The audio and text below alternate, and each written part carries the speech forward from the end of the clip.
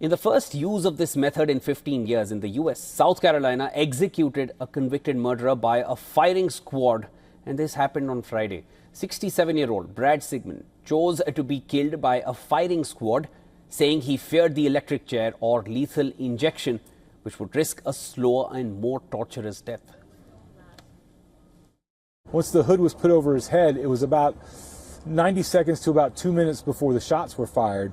And during that time, there's a lot of anxiety. I mean, because obviously you could see that Brad Sigmund was breathing very heavily. He was taking some very deep breaths.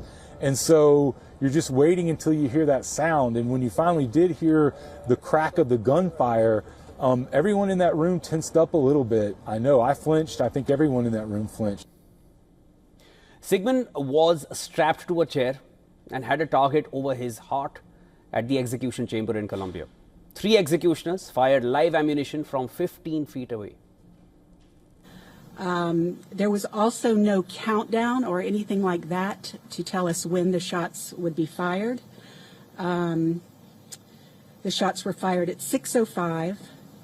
I perceived that they were all fired at once, that it was just one sound. His arms flexed.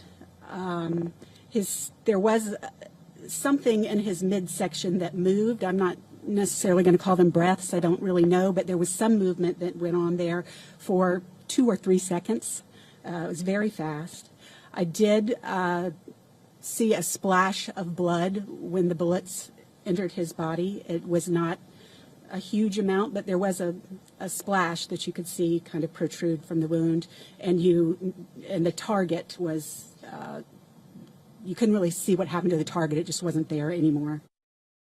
Sigmund was convicted of beating to death his former girlfriend's parents, William and Gladys Locke, with a baseball bat at their home in the town of Taylors in 2001.